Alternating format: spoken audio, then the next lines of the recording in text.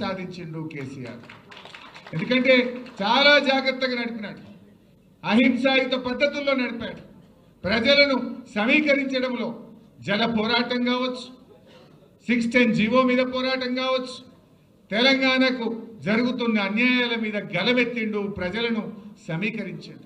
ఆ ప్రయత్నంలో కేసీఆర్ గారు ఆర్ఎస్ఎస్ ఆఫీస్ నుంచి ఆర్ఎస్యు దాకా కలిసి పనిచేసిండు.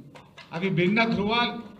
ఢిల్లీలో ఆర్ఎస్ఎస్ ఆఫీస్కు పోయి వాళ్ళను కలిసి తెలంగాణ ఎందుకు కావాలో వివరించి నేల మీద కూర్చొని అన్నం తిని తన ఇస్తరాకును తనే తీసుకుపోయి అందులో వేసి వచ్చిండు. అంటే ఎందుకు చెప్తున్నా అంటే ఆర్ఎస్ఎస్ నుంచి ఆర్ఎస్యు దాకా ఆయన చేసిన ప్రయత్నం.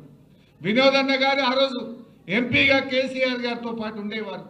దేశంలో 33 రాజకీయ పార్టీలను ఒప్పించి లేఖలు తెచ్చి ఆనాటి యూపీఏ ప్రభుత్వం ముందు పెట్టి తెలంగాణ ఇస్తరా ఇవ్వరా అని ఒత్తిడి పెంచిన నాయకుడు కేసీఆర్. ఇవాళ చాలా మంది మాట్లాడుతున్నారు, అసలు త్యాగాలకు మారు పేరు కేసీఆర్. 3 సార్లు ఎంపీగా రాజీనామా చేసినాడు, ఒకసారి ఎమ్మెల్యేగా రాజీనామా చేసినాడు, కేంద్ర మంత్రిగా రాజీనామా చేసినాడు, ఎమ్మెల్యేగా రాజీనామా చేసినాడు. బహుశా ఈ దేశంలో త్యాగాలకు మారు పేరు ఏదైనా రాజకీయ నాయకుడు అంటే ఒక కేసీఆర్ మాత్రమే.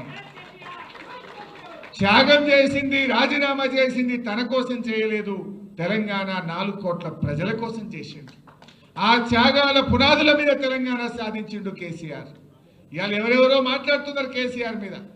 ఇవాళ మాట్లాడుతున్న రేవంత్ రెడ్డి ఆ రోజు మలిదశ ఉద్యమంలో డిసెంబర్ 9, 2009 తెలంగాణ వచ్చింది.